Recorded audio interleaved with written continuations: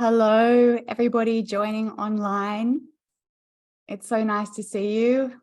It's morning in Singapore, and I know it's evening in America. Hi, Melissa. Hi, Natalia. How are you? I'm good. I'm happy to see you. Only You spoke to you too. 2 hours ago. We've basically switched, this morning it was evening time for you and morning for me when we talked. I know. It's so strange, isn't it? The time difference. I'm still getting to working more and more with US time zone. Still getting used to it. Of course. I mean, it's Happy to 13 see hours you this difference. morning. So, yeah.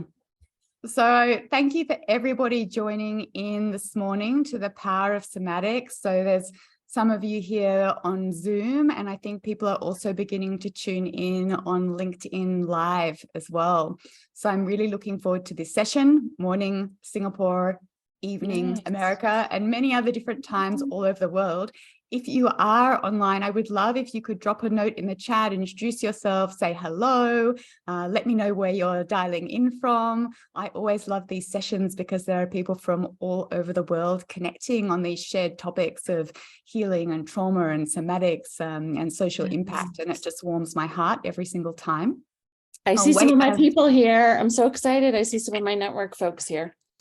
Yay. Thank you, Melissa. Yeah, so this session is in collaboration with Melissa and Tri-State Trauma Network over all the way in Kentucky, USA. And through the course of the next hour, we're going to be talking about somatic therapy and what it is and why it can be so powerful for our healing journey, most specifically to healing from trauma and showing up as people who can support other people. I'm really looking forward to later this year being over again, back in Kentucky to deliver module 1 of my somatic training, Trauma-informed Relational Somatics, and I'll be delivering module 1 and 2 here in Singapore as well. And we're going to talk about that a little bit later, but really I wanted to talk more about the concept of somatic therapy and somatics in the first place. I can see lots of people saying hello from Ohio and from Kentucky. So amazing. Thank you, Melissa, for inviting all of your contacts to join. And I'm hoping to meet many of you soon. So wonderful. Well, I think what I might do, unless Melissa, you have anything you want to share, is just get started and talking. Yeah, I'll let you dive in because I know we only have an hour and you want to cover some things and you want to have Q&A time. And, folks here who know me. They don't need to hear about me. Right. Heard enough from me in the last few years. Thank you. Thank you. Please interrupt me anytime if there is something you want to share. So over the next hour, I'm going to be talking about the concept of somatic therapy, why it's helpful, its origins, and also a little bit about the up and coming training that's happening in Singapore and the US later this year. I really want to invite your questions and your reflections and your input or your disagreement as well, because I think it's when we converse and when we have these conversations together that we really start to open up new ways of thinking and healing and relating with each other. So I have with me this morning both Marianne and Viv, who are my 2 key team members here in Singapore. So they're online and they're going to be collating all of your questions, whether you are joining via Zoom or whether you are joining via LinkedIn Live. And I'll be pausing regularly to do my best to answer them and to converse with you. So please keep them coming through. It's our conversations that are going to really make this a great session. So I think with that, I'm going to dive in. So welcome. This session is called The Power of Somatics. Somatic therapy really is a wonderful way to support us to heal and develop and thrive in a very, very integrated way. And somatic therapy is all about tuning in to the story of the body and healing the mind-body split. And I'm going to share a few reasons why it can be really helpful. But before we get into that, let's answer the question, well, what is somatic therapy anyway? So in order to answer that question, we have to look at 2 really important words. The first is the word soma. So soma actually means the body as distinct from the mind. And then we also need to look at the word psychosomatic. I'm sure many of you have heard that word before. So psychosomatic actually really simply means the interaction between body and mind. And we're learning more and more as science catches up that all of our experiences are in fact happening in the body and mind at once. So we are always having psychosomatic experiences. Unfortunately, the word psychosomatic over recent decades developed some really negative connotations. So we typically think of when we're labeled as having a psychosomatic symptom that it's not real or that it's all in your head. And this is a sentiment that many patients who are suffering with strange experiences, whether they're in their mental health or their physical health, get labeled with. Well, it's psychosomatic. We can't find a root cause. It's non-diagnostic. It's non-responsive. Therefore, it's not really real and we can't help you, or here is a pill to help it go away. And something that I'm really passionate about is letting us all begin to deconnotate that word. The body is speaking to us all of the time, but it's in code. Trauma has its own language. So when we do not have the capacity to process and to feel and to integrate and then communicate what's going on for us, we will very commonly present with very strange symptoms that we can't make sense of. And then they're called psychosomatic. And so somatic therapy is a really big piece in helping us learn to listen to the language of trauma, to decode it and respond to it with ways that are really going to help us address root cause, so that we're no longer, I guess, papering over or band-aiding or just throwing solutions that we're not really sure about at these signals. So somatic therapy helps us listen to the unspoken, to the unsaid language of trauma. Now, somatic therapy is a pretty loose term. So somatic means in reference to the body or the experience of the body. So really, it could be any therapeutic process that involves the experience of the body. So some people may consider practices like yoga or Pilates as somatic therapeutic processes. And some people may consider forms of body work as somatic therapeutic processes. But when I talk about somatic therapy, I am actually talking about a psychotherapeutic somatic approach where we explore the body's experience as part of a greater multidimensional experience. So we use the body as a doorway to processing, capacity building, and developing new perceptive and responsive pathways. And this is really essential for getting in touch with content that we cannot access, that's not available here in our conscious or rational brain. So we really get to go under the surface and start to feel a layer deeper.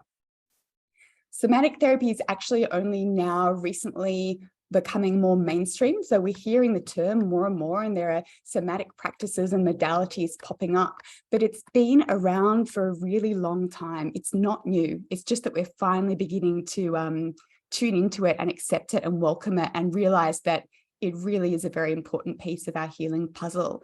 So I'm going to share some of the very important clinicians and educators that have been delving into somatics for a really long time. One of the first was William Reich, who in the 1930s worked with character analysis and how the body represses characteristics and emotions. And his work was the seed of many more recent somatic educators. And so going back to explore what he did, particularly with belts of tension, is a really wonderful exploration for those of you that are interested in somatics. There was also Pierre Genet, who was a French neurologist and psychotherapist, and he explored dissociation and trauma memory. I'm sure most of you have heard of Sigmund Freud. He actually brought somatics into his work by exploring the role of the body in neurosis. More recently, there's the work of Dr. Peter Levine, who's the founder of somatic experiencing, which is probably the most widely recognized and adopted form of somatic therapy. And there are so many more experts that are weaving somatics into their work, including Gabor Mate, Bruce Perry, and Ariel Schwartz. And then if you think about adding touch in, so touch is a really big piece of my work, there are incredible practitioners like Katie Kane and Aileen Lapierre who are all working with touch about as part of their somatic approach and the way they support others and teach. So somatic therapy is not new, but it's kind of at the forefront. It's on the cutting edge of trauma recovery. And it's so wonderful to see more and more people are being curious about it, exploring, learning, training, and then offering it to their clients. So why is somatic therapy helpful? Most of our experience is non-verbal. It's somatic and it's felt and hidden in the realms of the body. And that's not even when it comes to trauma. That's most of our experience anyway. In my very first training as a hypnotherapist, we learned all about the difference between the subconscious or unconscious mind and the conscious mind. And 90 to 95% of our experience is unconscious. And so a lot of the way we perceive, express, and relate is deriving from these hidden places. And when there is bias at play, or there is trauma at play in the way we have grown and conditioned and developed, it means that our unconscious, our traumatized unconscious, is often leading our experience in the world. And so somatic therapy is a wonderful way to help us meet our unconscious and meet our bias and meet our trauma in a very safe and compassionate and gentle way, so that we can lift it from the unconscious into a conscious place, and we can begin to process and heal and transform and change and grow. So let's talk a little bit about trauma, because I know most of you tuning in are interested in contemplating a somatic approach to healing trauma. Trauma is when a past experience of threat that's over is living and breathing in us now, and it is largely unconscious, non-verbal, felt and hidden in the realms of the unconscious and in the whispers of the body.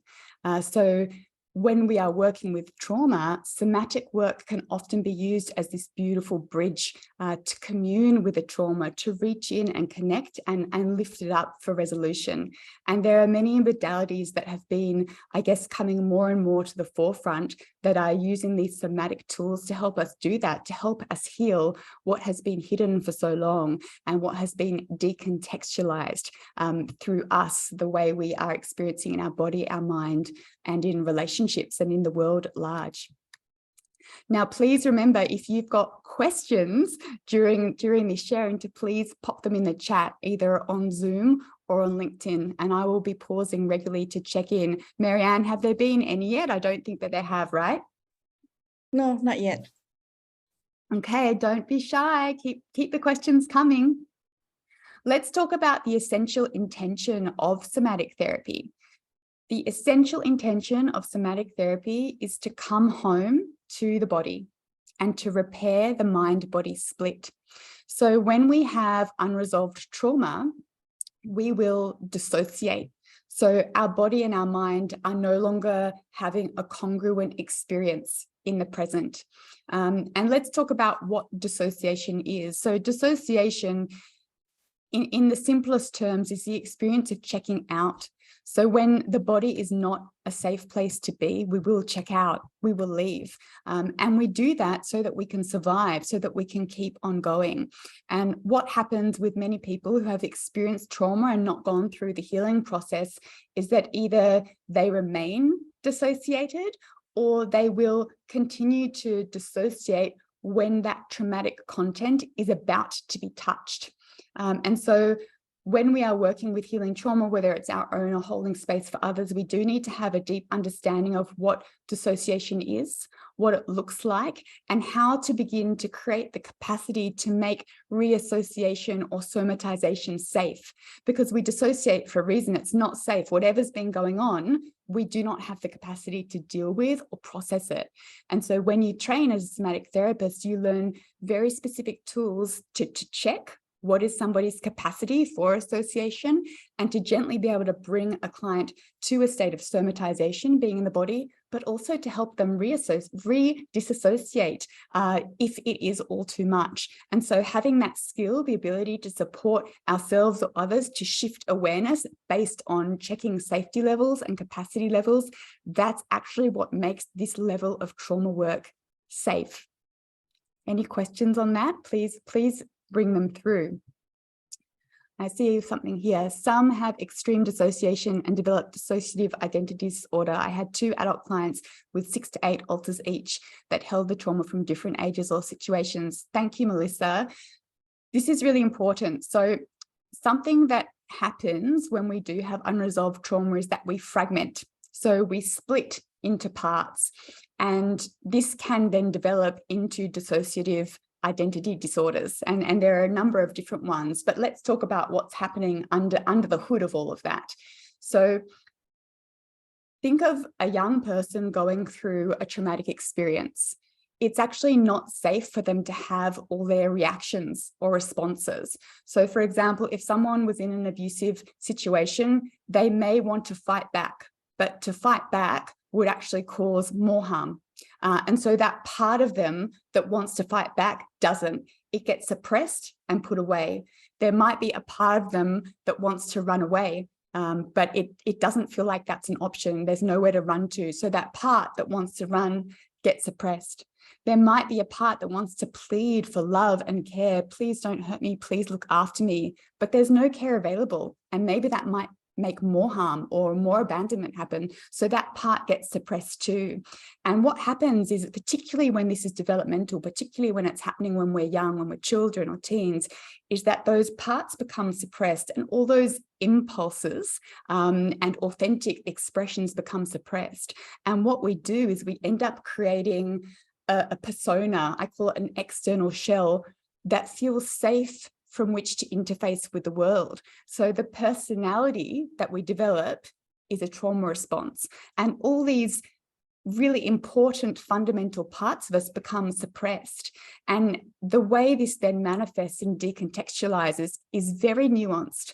And it will depend on so many different factors, but either those parts themselves get buried so deeply that they're not accessible until a certain level of trauma work is done, or it's like they're jostling beneath the surface and they're continuing to be triggered and causing reactive or harmful behaviors, either harmful to other people or harmful to self. And so most people who do have unresolved trauma have a level of fragmentation, and our job as practitioners or as clinicians is to learn to get in touch with all of those fragments or parts or alters, whatever we want to call them, and actually begin to commune with them and to make it safe for them to start to share their stories. And this is about inviting a process of, I guess, internal inclusion. And it's a very, very nuanced process and something that we begin to go into in module 2 of my training. And something that's really interesting is when we are disconnected from these parts and we don't really understand them, which is often the case, nearly all the time the case in early stages of trauma healing, is that they have different somatic presentations. So as clinicians, when we are tuning into a client, we can actually use somatics as an approach to identify and begin to get to know these parts. So yeah, fragmentation and parts work is a really essential piece of the puzzle. Thank you, Melissa, for bringing that up. Please keep the questions coming. I see another one from Julie. Can you give us a few examples of common dissociation responses like checking out? Gosh, there can be so many. One of the most common ones is that someone just starts to become non-responsive, and often their gaze really changes. Or you might notice all of a sudden the way they're communicating with you changes, the voice changes, the level of eye contact changes. Something else that can happen is people can start actually being physical with their bodies. So they might start wringing their hands or scratching their legs or ticking their foot. Yes, facial changes, Melissa. There are so many little tells. And when you train as a somatic therapist, you'll learn to notice what's happening. You'll also learn to notice what kind of threat response is at play, because there are different types of threat responses. And as you get to know your client, because the journey is about getting to know someone and their complex self and their complex trauma and their complex pathways to healing, because it's different for every single client, you will begin to know, when my client is having this facial expression or when they're doing this with their hands, I know what's going on for them. I know what threat response is happening and I know what part may be being at play. Another sign of dissociation, which is not as common of a one, is when a client just seems in full agreement. like there's no question, and they're trying to please. So it is a trauma response as well. And often what's happening under the surface is a split's going on. So they're looking at you and saying, yep, I hear you, I understand. And another part of them is saying, this is wrong, I don't agree with this is violating, this is making me angry. So a really skilled clinician is going to be able to tune in to all of these things. And of course, they're all nonverbal. So they're all about learning to tune into sensations or little tells on the body. And this is something that I cover a lot in the training. Please keep these questions coming. These are amazing. Thank you so much. Is there anything else on that? Otherwise, I will move on a little. Let's talk about touch. So not all somatic therapy includes touch. My kind does. I believe touch is one of the most powerful ways that we can communicate in a non-verbal manner. And because so much of our experience is non-verbal, and because our trauma has been buried in the unconscious and the body, touch is a really profoundly healing tool to work with. Touch can do so many things. It can help us feel safe. It can bring about somatization or association, and it can be also used to gently invite or allow permission for expression and release. Now, there are many different kinds of touch modalities. The most important thing, I believe, when it comes to touch for trauma healing is that it is relational, that it is not a protocol that is being delivered. It's actually a continued response to what is arising in the client, and even more importantly, in the dynamic between the client and the clinician or practitioner. So to make touch safe and trauma-informed, it must be responsive. We need touch. So when we're babies and we're born, actually what ideally would happen, and sadly it doesn't happen for everybody, but what ideally would happen is that we come out of our mother's body and we actually go straight onto her body and receive a full body touch. And it's that touch that lets us know we are safe in the world here. I'm connected, I'm not alone, and everything's going to be okay. And this person is going to help me navigate, because gosh, this world feels a bit overwhelming and scary. So touch should be the initial way we experience life in the world. There's also research that shows that children who are touched and cuddled and held more develop more healthy and resilient nervous systems. Now, that doesn't happen for most of us, and we don't even consider it trauma to not be receiving touch, but there is a foundational physiological neglect that goes on for many of us. So just as touch is important during our early developmental life, it's important during phases of healing and recovery and repair. So healing is another developmental stage. So when we're thinking about what we need during healing, we often need to think back to what was lacking or missing or disrupted early on. And so just touch in itself, even without all of the intricate tools that we shared to make it much more deeper and nuanced, touch in itself can be very healing. And that's why many people find themselves going for osteo or physio or Reiki or any of these forms of touch work, because just to be in connection, body to body, helps us to feel safe. I'm going to read your comment, Melissa. It's okay to allow it and let them come back when ready, since it's a coping skill for them. But if trying to pull them out of a distressed state, grounding or saying, you're here in my office with me and you are safe. Yes, this is beautiful. So when people check out, we need to help them feel safe to be here. And there are so many ways we can do that. So learning to speak to the parts that are not safe to be here and bring them back into connection, into resonance, is a really big piece of healing. So let's come back to the concept of touch. We've become afraid to touch. You know, it wasn't too many generations ago that when someone in our village, in our community, was experiencing illness, whether it be physical or mental, they would be taken to the village elder or shaman, and that person would actually lay healing hands onto this person who was suffering an ailment, and it would be through that nonverbal connection that the body begins to feel safer, that connection is reestablished, and that healing is reignited. So why have we lost our way with touch? You know, I think it's partly due to this modern world we live in. As a humanity, we've traveled so far away from where we should be. There is so much violence and abuse in the world. And a lot of that does happen through physical interaction. So no wonder we're afraid of touch. And then as practitioners or clinicians, we've been told, don't touch. You know, you might then traumatize someone, and then you might get accused, and then you're going to have a lawsuit, and then you're never going to work again. And there's this huge anxiety around it. So how do we make touch safe? This is one of the questions that together we need to explore.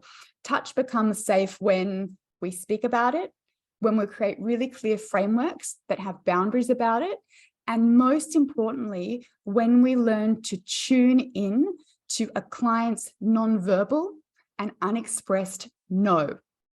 So something that happens in the case of trauma is that either there is an inability to feel and express impulses, boundaries that say, no, this isn't okay for me, or it's like the wiring of the body is inside out and back to front. So there's not an ability to understand what's safe or what's unsafe. And I call this the trauma paradox.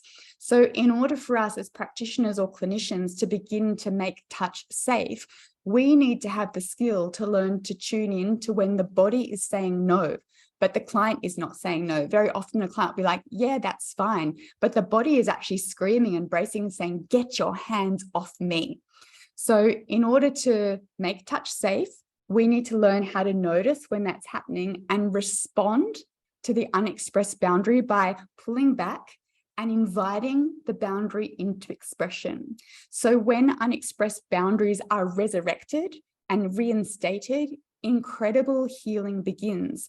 And it's on the other side of that boundary that often a trauma story or suppressed emotions or sensations in the body will begin to safely and naturally emerge. So when we bring a lot of our work around trauma healing to finding these unexpressed boundaries and illuminating them or resurrecting them, everything starts to flow effortlessly and it becomes safe, and there's enough capacity and space for trauma stories to be processed. So it's no longer about going in and digging in and reaching out trauma or trying to elicit a process to happen.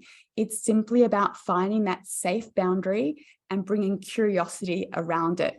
And this is a huge piece of the puzzle and one of the biggest takeaways that I wish for anyone who studies with me to take away.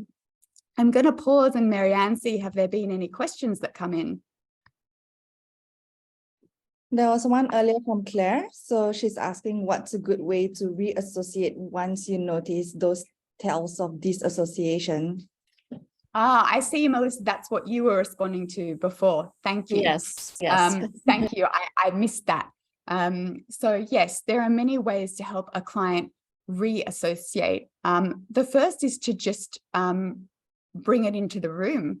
You know, I notice that you're looking over there, or I wonder what's happening for you, or if they're doing something with their body, you know, I notice that you're rubbing your leg. Can you tell me what you're experiencing? The moment that there's gentle awareness to the present, reassociation begins.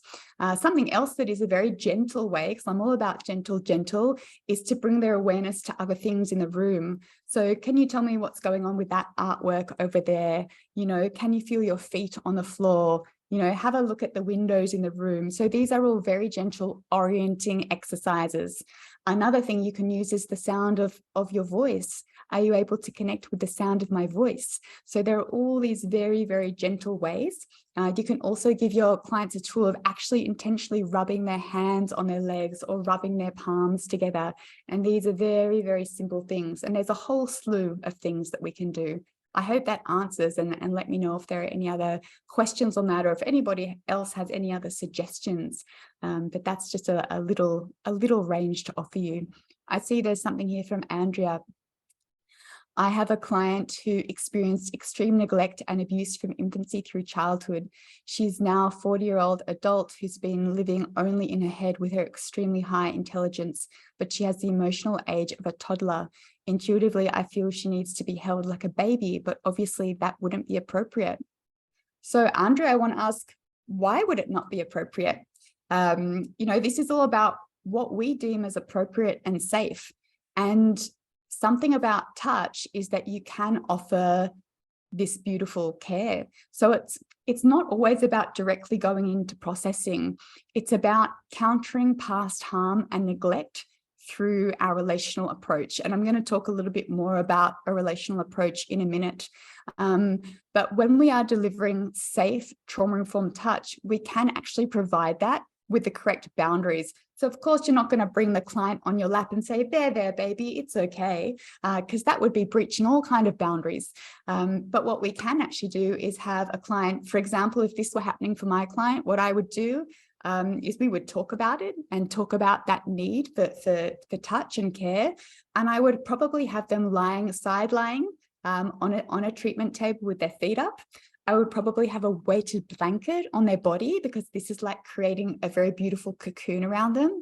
I'd probably also offer them a warm heat pack to put down the center of their chest and hold on to.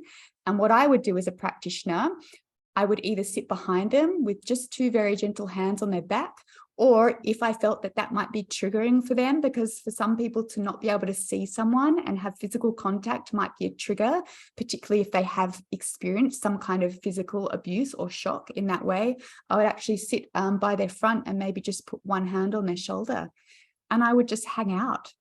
And there is such incredible power in offering this safe, non-verbal touch to someone. And for someone that has experienced deep, deep, deep neglect, which is actually so many of us in this world, to have that safe touch with the appropriate boundaries and feel a sense of non-judgment and compassion, that is the healing elixir. And that is what a lot of people are seeking for. And like I mentioned before, why they may end up seeking all kinds of body-based modalities. Also, the craving for that connection is why so many of us actually seek out unhealthy relationships, or choose sexual partners that may not be helpful for us, because there is this deep physiological and existential need to be held. So how can we as practitioners or clinicians offer that in ways that are safe both for the client and also safe for us? And at the end of module 2, in the training, we actually go very deep into exploring what are the boundaries of care. And that will be different for every practitioner, depending on how they feel about it and all the lineages of modalities that they have explored and the clientele they are working with too. So what you offer in terms of touch might look very different from one client to another.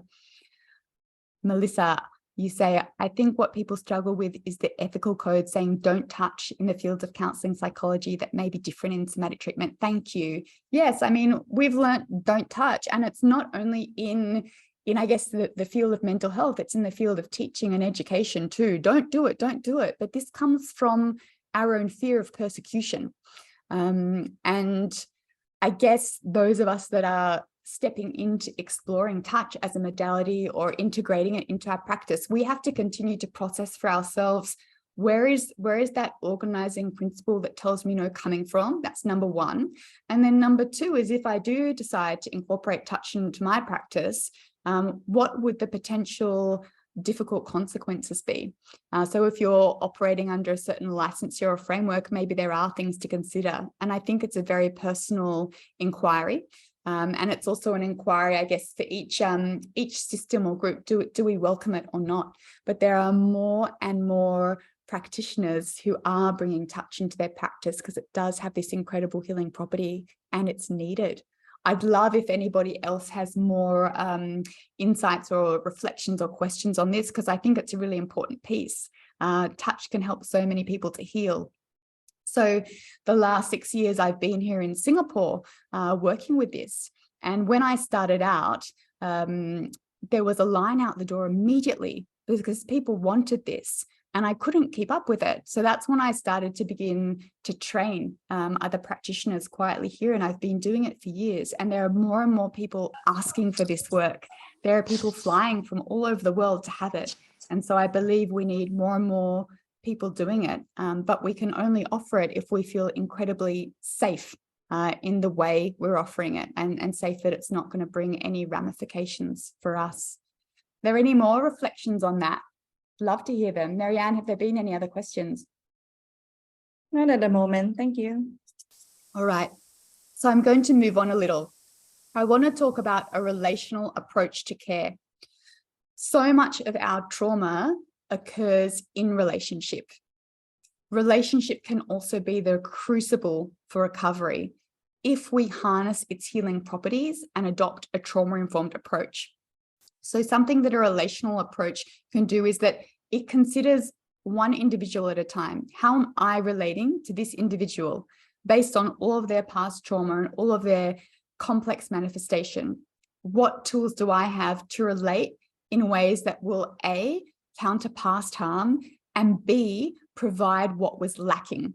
And then another piece is, how can I relate in ways that will illuminate those unexpressed boundaries, emotions, or stories? And when we pivot the way that we care or work to a relational approach, actually modalities become second.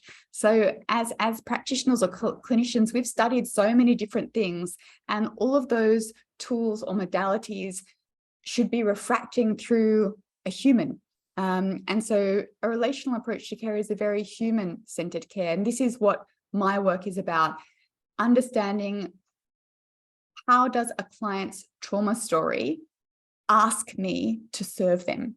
And the more that we understand someone's complex relational past and also the relational dynamics they have in the present, the more nuanced and masterful we can be in the way that we relate with our clients and serve and care for our clients. So I see something here from Julie. For everyone, as practitioners, has anyone experienced your own past trauma discomfort with touch impact your practice? That's great. Please do respond to Julie's question, and I'll talk a little bit about that while waiting to see if anybody wants to share. So in order to offer touch work, we do need to look at any of our own trauma around touch or around physical connection, and not only our trauma, but our bias. And this is something that we explore in my training. So it's very experiential. So if we have organizing principles inside us that say touch is bad or wrong or harmful, that is going to be transferred and color or influence the way we give it. And something else that can often happen is that we might experience countertransference. So I'll give you a little example. If you sort of believe you're giving safe touch, and then the client is triggered and has a reaction, which actually is a normal part of the process. All we're wanting to do is listen and respond to how a client receives us, touch or no touch. What can happen is we might go into the space of thinking, oh, I did something wrong, I hurt that person, I'm bad, and now I've become a perpetrator. And this is our countertransference, our reaction to a client's trigger. And so part of being an integrated and masterful practitioner or clinician is to continue to work on our own trauma and our own bias. It's an ongoing process, and to notice during a session, to have enough presence and ground inside us to notice when we might be experiencing it, and to, I guess, label it and put it over there. So it's not coming into the way we engage with our client, but we do remember we need to go and check on what was that for us and work hopefully with our supervisor or our own therapist. So I hope that's helpful, Julie, and definitely welcome more people to talk about this. So yeah, feel free to continue putting stuff into the chat. So I want to pause again, Marianne, and check if anybody has had any questions here or on LinkedIn that I've missed. No, we're all up to date with it. Thank you. Okay, perfect. So keep the questions coming. We've got up to 20 minutes left, though we can also finish early. Let's see. What I want to do now is actually talk specifically about my training, Trauma-informed Relational Somatics. So this is something I've been teaching for a number of years here in Singapore. I'll be teaching it here in Module 1, February, and Module 2, March. And I'm going to be coming over to Kentucky, and I'm going to deliver Module 1 in April. And we've actually decided to reserve Module 2 potentially for September. So those of you in the US that are considering opting in, we're now just going to do Module 1, and we're going to see how we feel. But I must say that not one student of mine that has done Module 1 has decided they don't want to do Module 2. So that's a really good sign, isn't it? So let me talk a little bit about the training. So this is a professional development training for therapists, coaches, and healthcare practitioners that are interested in adopting a trauma-informed relational approach that does incorporate touch into practice.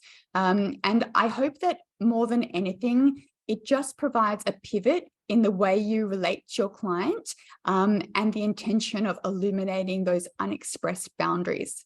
Module 1 is all about safe somatization, so helping a client come home to the body. I can see a question here. Do you have to be in person?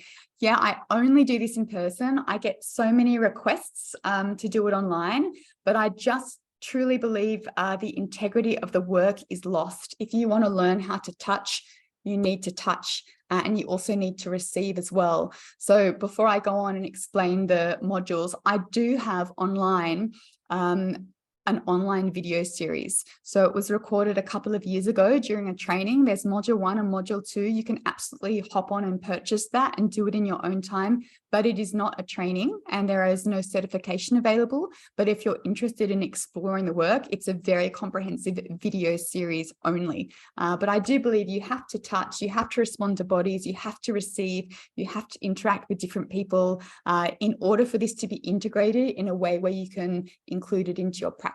Thanks for that question, Claire. So let's talk about module 1, safe somatization. So before you can really safely process trauma with a client, they need to be associated to their bodies. And so some of the things that we explore in module 1 is to truly understand trauma and how it shows up in the body, the mind, and relating patterns, because we can't really help someone to unlock their trauma if we don't really understand its complex presentation. We also learn story navigation skills to begin to join dots and discover what's being unexpressed and what that complex trauma manifestation looks like. And when, as a clinician, you're able to help a client make sense of their experience, there is immediately this huge release of shame that is often one of the biggest blocks to the healing beginning to unfold. So we'll learn how to explore the trauma story. We'll also learn a series of touch holds and also verbal cues to help the client come home to the body and associate and somatize. So it's very powerful when we blend touch with verbal cues. So the verbal cues act almost as a bridge from the very rational cognitive left brain to the very felt feeling right brain. And when we pair the verbal cues with the holds that actually are literally saying with touch, here, come here, very beautiful things happen. All of the touch holds that we learn in module 1 are about down regulating, so bringing us out of threat, and about containing and building capacity to then later go on and process the trauma story. So this is how we make touch safe. Containment skills is a really big piece of module 1. So we learn how to deal with activation, or triggering, what to do if there is a spontaneous release, and how to ensure intent not to re-traumatize. So how to make sure a client is associated, that they're not regressing, or that they're not experiencing deep fragmentation or transference. So these are all foundational skills to have before going on to sort of explore the trauma. We also explore the topic of emotional somatics, and this is all about linking the mind and the body, tracking sensations and making meaning. So you'll have a number of tools of how to understand to what level is a client dissociated, what is available, and then how do I create those processing pathways? Because something that happens in the case of trauma is the processing pathways inside us are all disconnected. And so we're not really able to experience what is true and congruent. There might be mixed signals going on. We might be experiencing the past in the present. We might be projecting past trauma into our present life. So we explore, how do we unlink all of that? And how do we help the client rejoin those dots? And it will be very different depending on where the client has oriented their awareness. So some clients might be more of what I call a felt client. They experience all these strong sensations in their body, but they can't make sense of it. Whereas some clients might be more of a mental client. So they can tell you all about their trauma and their narrative and their attachment and everything, but then you ask them what's going on in their body and they have no idea what you're talking about. They look at you like they're crazy. Then there's a client who just has no idea what's going on and is totally dissociated. So before we can begin to draw back the pathways to link the mind and the body and unlink the past and the present, we need to understand a client's point of origin and then how to link everything back and create those proprioceptive pathways. In module 1, we'll also learn a breath release. So we'll learn how to very gently harness the power of breath to tune into the body, to tune into charge or suppressed emotion and allow it to gently discharge through the body. And also in module 1, we work deeply with the concept of shame, because that sense of shame and there's something wrong with me is one of the things that keeps trauma trapped. So until we bring voice to our shame, it's often very, very hard to process our trauma. So that's module 1. It's kind of beautiful. And you need to do module 1 in order to do module 2. I see here a question, Andrea, what qualifications are required to take the training and become certified? So you don't need any qualifications. That's my answer. This is a professional development training and it is available to anybody and you can go through the certification process. I do believe that it is sorry, my words just all mixed up in my mouth. I believe that it's an integrative training. So it does work best for someone that has a core modality already. So whether you are a counselor or a psychologist, or I've had physiotherapists or yoga teachers do the training, it's really meant to provide you more depth and texture with what's already there as your base. So I hope that answers, but I really do want to make this open to anybody who wishes to learn. And then again, because it's more integrative, you'll go off and practice as whatever practitioner you are to begin with. And this is just an add-on. So it's professional development training. Okay, keep those questions coming. Let's talk about module 2. So module 2 is all about processing the trauma story. So you need to do module 1 to do module 2 because those skills are what's going to help you keep your client safe. And it's also what's going to help you as a practitioner or clinician to feel safe and empowered with your practice. Because one of the worst things that can happen is that there's this trauma coming up in the room and we have no idea how to deal with it. Then we're traumatized, we're affected, and our client will also commonly experience re-traumatization. So module 1 is what keeps us all safe. In module 2, we learn advanced story navigation skills. So we look at, I guess, the gestalt of trauma, and we illuminate what I call processing threads or trauma threads. So we're able to look at the current present manifestation of the trauma, the experience in the body, the experience in the mind, potentially the part that is experiencing the emotions, and then also the root cause. So we learn how to illuminate those links through story navigation. And when we have most of those, we might not have all of them, but when we have most of those points illuminated, the actual process of release and transformation and integration becomes incredibly graceful and easeful. We'll also look at emotions as the central theme for processing. So we'll look at the somatic signatures of the core emotions of trauma. And this is very, very interesting. So this is about effectively learning to body read where the trauma is and what emotion may be buried beneath the surface. And once we understand that, there are a number of tools to gently help a client associate and tune into and allow those stories to process. We look at my model called the trauma triangle. So I believe that shame and fear are blocker emotions. So we look at those. Once we address our fear and shame, and often we have to do it in layer and layer again, what I believe is the core experience of trauma in terms of emotions is the suppression of powerlessness, the suppression of grief, and the suppression of anger. Now, there will be many other emotions depending on the unique experience of each client. But what I have found through years working in this line is that those 3 emotions are always present.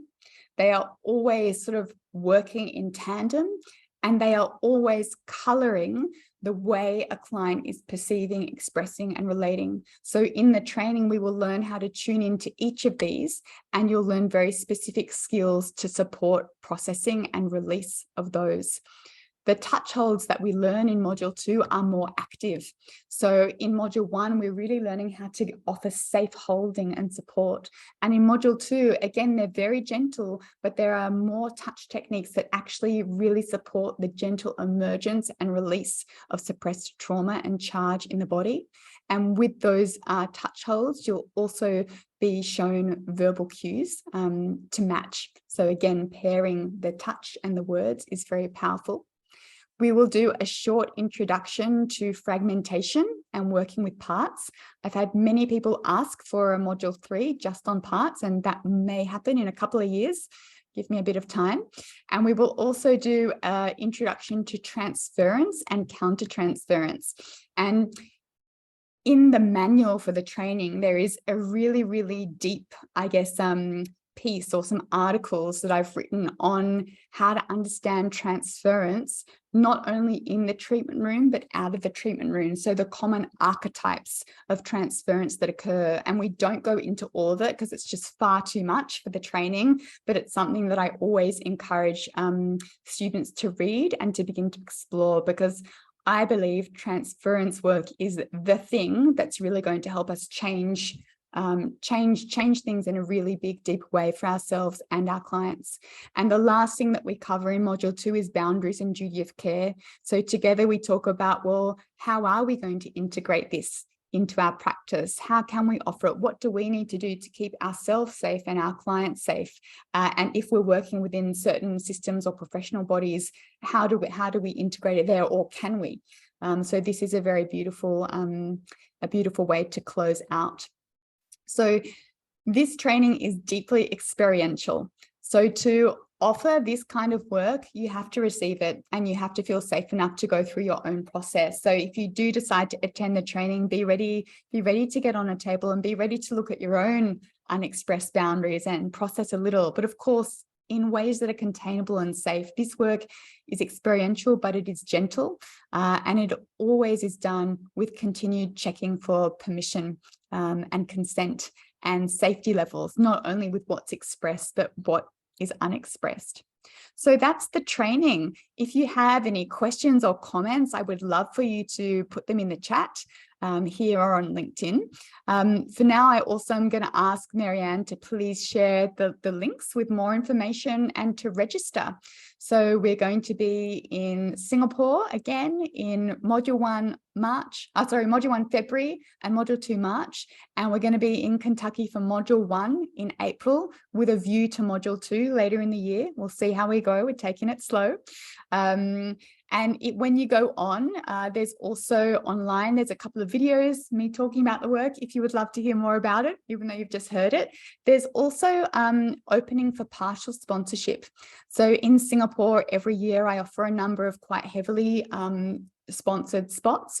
In the US, I cannot offer so heavily because it's a really long way for me to fly over there, but there is an ability for a small partial sponsorship as well. And again, if this feels like too much for you at this time, and you're not able to attend in person, there is the ability to go online and opt into the online video series, which is a very affordable price point. I think it's $3.89, but again, it is not a training, it's a video series. It's very different. One more thing to share, and then I'm going to invite you, Melissa, to speak a little, is that this training does offer a certification process. It's optional. So after the training, each module, you decide if you want to get certified. And to get certified, you do need to see a number of prac clients and practice the work, both from module 1 and from module 2. It's separate. And they will actually fill in a feedback form. And I will assess and sort of let you know personally, like these are some of the things for your continued learning to focus on, if there is anything. There's also a very short open book test. So you'll be sent a link after each model. And this is to really make sure that the key concepts have integrated. And once that's all done, you will get a certificate that says you've been certified and have the tick to go off and integrate it into your work. There's not a time limit, so it's not something I want you to feel stressed about. It's just something to help you really integrate the work. See Melissa's question. Yeah, so there's still a 10% off discount for the US if you register by the 1st of February. So I'd love to see some of you take that up. And Melissa, I would love to open up to you. If you have any questions or reflections or comments, I'm so grateful to you for supporting me to bring this work over. When I was there over a few months ago, I just felt blown away. Yeah. So I just want, people to know who weren't at Natalia's session at our fall conference. First of all, it was like this godsend that she and I connected and that she was available and going to be in the U.S. for the conference. So that feels like a huge blessing and meant to be sort of thing. I got so much great feedback from people's experience with her hour and 15-minute session. No, you did a longer one. That's right. I did like 2 hours and 45 minutes. I think. Yeah, you did almost 3 hours. We did. Yeah. The other breakouts were like half of yours and you just covered the whole breakout time. So, and if anybody wants to even read about that experience on the blog on our website, tristatetraumanetwork.org, on the blog page, my intern who went and participated in Natalia's session, had no idea what to expect and had a completely transformative experience. She wrote about that and allowed me to put it publicly, which was huge. And so, I would encourage people to, kind of look at that as well. I know this sounds different, radical, whatever you want to call it. I call it cutting edge versus radical. Radical has this like weird connotation, but it's the way things are moving. And if you've paid attention to trauma work in the last, 5 to 10 years, and I've had this job for 7.5, there's been a movement towards more somatic work because we've understood. And one of the pioneers of that was, Bessel van der Kolk with The Body Keeps the Score. We've started to understand that trauma gets trapped in the body. So look at Bessel van der Kolk's work if you haven't already. Look at Peter Levine's work. Peter Levine's work is amazing. He has a book called Waking the Tiger, and then there's a follow-up to that one. And Waking the Tiger was around a long time ago, but he has a newer one. And when I talk about the dissociative identity disorder clients, Waking the Tiger was huge for my 40-something-year-old dissociative identity disorder client in helping with his trauma. And so, I wasn't doing this somatic work because I didn't know about it back in 2003 to 2010 when I had him. I had him for 7 years. But that was huge for him. And we did, I don't need to talk about that case right now, but if anybody wants to hear about it, contact me. Anyway, that really spoke to him. And so, the proof is in the fact that people are feeling healed more sufficiently through these approaches than they do with the cognitive only approaches that have been around for the 25 years I've been in the field. So I just, I want people to understand that this is where we're headed. This has a lot of merit to it. I've watched things evolve in the field of working with trauma survivors, and I feel very confident in this approach. And, this is an opportunity for you to get in on some cutting edge sort of approaches with trauma. And you're going to find out that the 5-10 years from now, you're going to be like, oh, we were right. This is where it was headed. Right. So, trust us in that and, take that leap. I think that $1,250 for a week is great. That's less than what EMDR costs. It's, we're happy to partner to be able to offer this for the first time in the U.S. So, if you're feeling pulled towards this at all, really give that a consideration. Thank you, Melissa. My heart is feeling all fuzzy. Such an inspirational talk. I agree. I think it's next level, and I do think it's where we're headed. And me, like working on the other side of the globe for a similar amount of time, there's a hunger, there's a growing hunger, and there's a readiness. And we need more people holding trauma-informed space. And working with the somatic approach. There's not enough. And something else I want to invite is, as practitioners, we can go at our own pace. So when we do any kind of training, we're just going to integrate bits.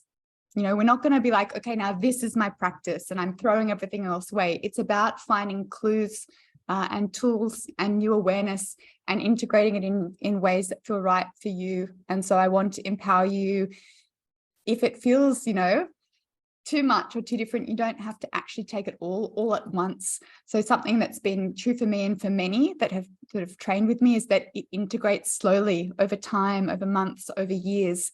When we are continuing to build our capacity and our awareness and our safety and aliveness in the world, we're able to integrate more and more things and work in more textured ways. But yeah, if you are interested and feel called, I would love to see you there. I'm always so grateful every time that I work with a new group. Every training is very different, and we will train responsively. I'm a responsive teacher and educator. So whatever are the themes that come up in the room and the stories that come up for us, we will find the shared points of resonance. And that's actually about healing trauma collectively as well. So largely the training will respond to the people and the stories that show up in the room. And yeah, I just can't wait to come over and work with you all. Is there anything else, Melissa, you wanted to share before we sort of wrap up? You're on mute. I was going to say nothing else to share, but people can feel free to reach out to you or me regarding this training. All the registration's going through Natalia's website. So there's not a Tri-State Trauma Network registration link. We decided just to make it all go through Natalia. So, but I'm available for questions as well.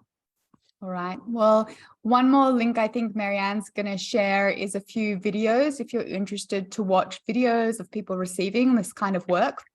You can check them out. So I think she's just put the link in the chat. I want to thank you all so much for choosing to be with us for this hour. I do welcome you to reach out via LinkedIn, email, Instagram, and connect if you have questions. And I really hope to see some of you in America and some of you here in Singapore and continuing this journey together. Have a beautiful day. I'm going to go and meet my team for breakfast and thank them for supporting me. Thank you guys for helping out. Thanks. Bye. Thanks Thank so you, much, Melissa. Natalia. Bye, everyone. Bye-bye. Everybody have a good rest of your day, whatever that day is, depending on where you are in the world.